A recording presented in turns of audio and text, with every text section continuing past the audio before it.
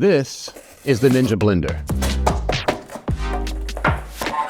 And it's special for one particular reason, but it also sits inside of a product category that has reached over $1.1 billion in sales in 2024, which on its own would already be a success. But if you've ever walked down a few aisles at Target, then maybe you've noticed this logo is everywhere.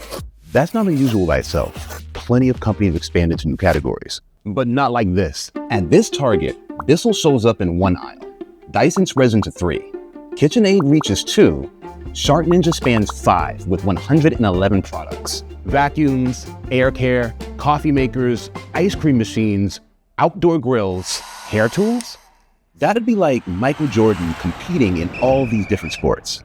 In late 2025, Bloomberg touted it as a $6 billion home appliance behemoth. So how did a company that started with only cleaning products become one of the fastest growing consumer product companies in the world? Before SharkNinja was everywhere, it was basically one thing. Back in the 90s and early 2000s, the company wasn't even called SharkNinja. It was a family-owned business named Europro, making sewing machines and low-cost vacuum cleaners. Nothing truly spectacular, that is, until it released the Shark Steam Mop. We'll go into the ins and outs of that product in a second, but for now, there are 2 things you need to understand to see how Europro truly took off. What mopping used to look like, and why people were starting to feel uneasy about it. Before residential steam mops, you had 3 options for handling your floor cleaning needs. First, the classic mop and bucket.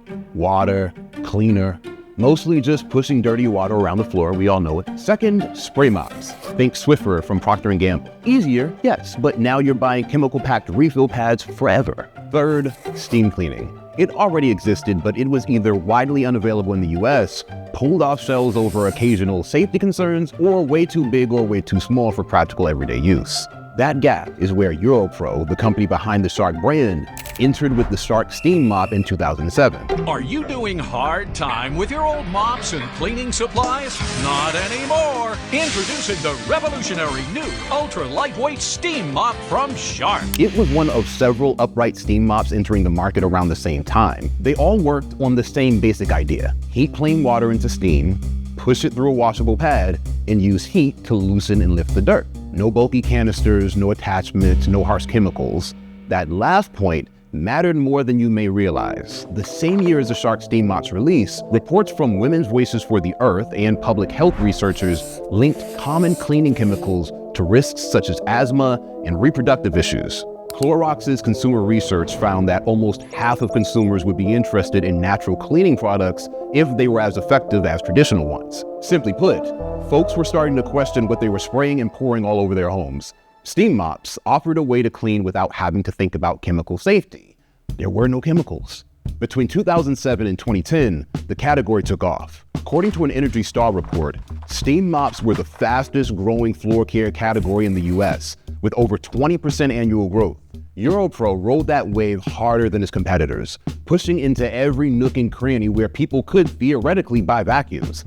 Infomercials, stores, online. Within a year of the mop's release, Europro was doing just under $250 million in sales across all merch. According to this newsletter, roughly 65% of that revenue came from the steam mop, which, I admit, sounds really great, but think of it like being an artist with one massive hit song. Ladies and gentlemen, this is Mambo number 5. Yes, everyone knows it, everyone buys it, but if that song fades, everything fades with it. I'm sorry, Lou Bega, I didn't mean for you to catch a stray like that. I'm just trying to paint a picture, you know? If that mop slows down for a changing trend or competition, the whole company slows down. That's when Mark Baracus stepped in. He was already inside the company, but when he became president in 2008, he began repositioning the company around solving real consumer problems. Europro launched the Ninja Blender in 2009, a new product under a new brand. It broke the mold in 2 ways. First, traditional blenders had a single blade at the bottom and waited for ingredients to fall into it, which meant ice and frozen fruit often just floated up to the top. Ninja blades aren't just sharp, they're patented to solve that very problem. These blades draw ingredients into them at multiple levels, rather than just all spinning at the bottom. No floating chunks, just crushed ice. Second, it was marketed exactly like the steam mop. Live demos, ice crushed on camera, side-by-side tests where competitors failed and Ninja didn't. By 2013, Ninja's $60 blender tied for best overall in Consumer Reports' rankings, placing #1 alongside a premium $450 Vitamix, clearly delivering high-end performance without the high-end price. Then, the floodgates opened. Want to replace 3 appliances with 1? Here's a complete kitchen system. Sick of being locked into pods? Enjoy this coffee maker. Europro was winning. So much so that in 2015, it ditched the old name entirely to instead emphasize its 2 winning brands, SharkNinja. 2 years later, ownership changed too. SharkNinja was acquired in a deal backed by the private equity firm CDH Investments and became a subsidiary of JS Global. The brand stayed the same, the scale didn't. The company went from under $250 million in 2008 to $2 billion after being acquired, then broke away from JS Global to go public in 2023, reaching $5.5 billion by 2024. But growth alone was not the special part. Plenty of companies grow. The advantage came from 2 moves working together. Look at this. It's a TikTok advertising Shark's Turbo Blade and has become its highest viewed product of all time. On earnings calls, SharkNinja openly described social media and influencers as directly fueling demand. By the end of 2024, SharkNinja was spending roughly $600 million a year on advertising, with some outlets reporting they're on track to reach $700 million, far outpacing peers like Whirlpool and Hamilton Beach. A big chunk of that goes to creators. Before viral products like the Creamy or Swirl even launched, SharkNinja seeded it with influencers. For 30 days before the product hit shelves, they were already pulling in tens of hundreds of millions of organic views. The slushie alone racked up more than 200,000 pre-orders, according to Fast Company. We have 7 times more social media engagement than our nearest competitor. They weren't just selling vacuums and blenders. They were building an ecosystem. But here's the thing. Most of us see that success and just think it's magic. It's not. It's a repeatable framework. We can actually see the exact logic SharkNinja used when it went all in on creator partnerships by taking a look at our team's brand expansion planning template. If you're watching this video right now as an entrepreneur, marketer, or someone who's just interested in business, you know a massive risk to your business is being platform dependent. SharkNinja realized this early. I've been taking a look through this doc we built, and it's the exact roadmap you need to avoid that same trap.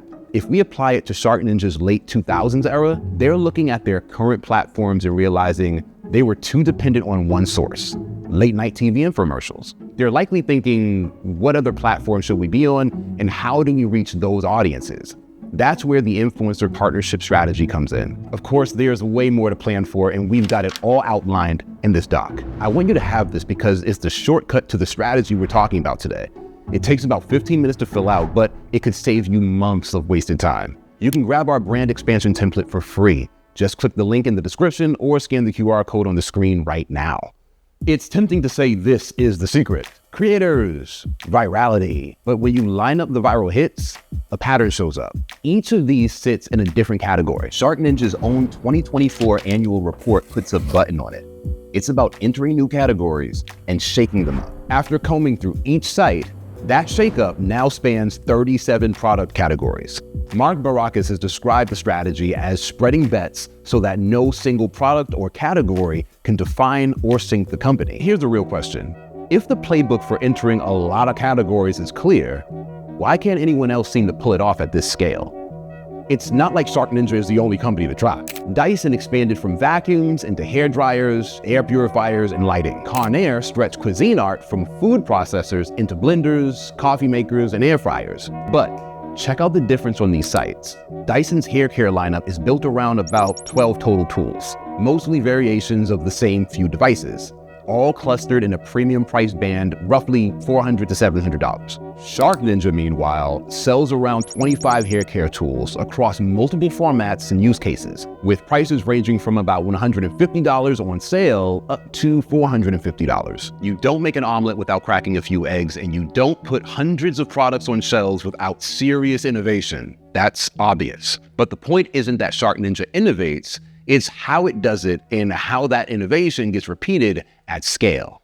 SharkNinja's 2024 R&D spend as a share of revenue was roughly triple Whirlpool's, but significantly less than Dyson's. At first glance, it looks like a spending race. In reality, The real difference shows up in how that money gets used. Dyson focuses its R&D on long development cycles centered on a small number of flagship products and technologies, most famously the supersonic hairdryer. That product alone took roughly $71 million to develop and years of engineering. SharkNinja takes a different approach. The process still starts the same way most traditional R&D does, by watching people use products in the real world. In this case, cleaning their own homes. Teams sat in living rooms, observed routines, and spotted real frustrations, like struggling to vacuum stairs because the machine was tethered to the floor. That insight became the 2010 Shark Navigator Liftaway, a vacuum that detached mid-use. Watching worked, but what mattered just as much was how fast they could act on it. Jen Marsden, SharkNinja's director of design engineering, says the company can bring products to market in months, not years. That speed comes from how the engineering team is set up, with more than 1,000 designers and engineers working across multiple continents. Work is handed off across time zones, from Massachusetts to London to China, keeping development moving around the clock. And the output reflects that. Dyson typically launches around 10 to 15 major products per year.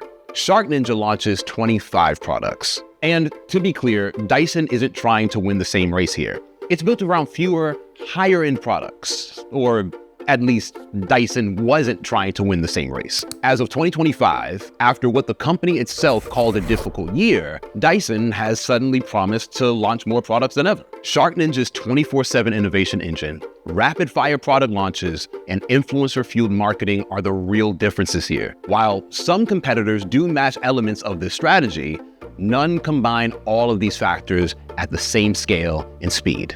As of 2024, SharkNinja hit an all-time high, topping $5.5 billion in net sales. 2024 also saw SharkNinja expand into 4 brand spanking new subcategories: coolers, fans, frozen drink makers, and personal care devices. Completely different categories, same engine behind them. In 2025, SharkNinja was added to Time's Time 100 Most Influential Companies list and is expected to reach $6 billion in revenue for 2025. So what's the lesson here? SharkNinja won by solving problems people actually had, launching faster than anyone else, and ensuring millions of people saw it happen. The steam mop proved the concept, the Ninja blender proved it can be repeated, and the 24/7 innovation engine turned repetition into a system. In the process, SharkNinja transformed a small business into a global product engine. And if that playbook keeps working, SharkNinja may be writing the future of consumer products, one category at a time. If you want to see the opposite playbook in action, what it looks like when a giant slows down to fix what speed broke, check out my video breaking down why Starbucks is closing stores. And don't forget to check out our team's brand expansion template in the description. If you want to hear more stories just like this, be sure to subscribe to the channel.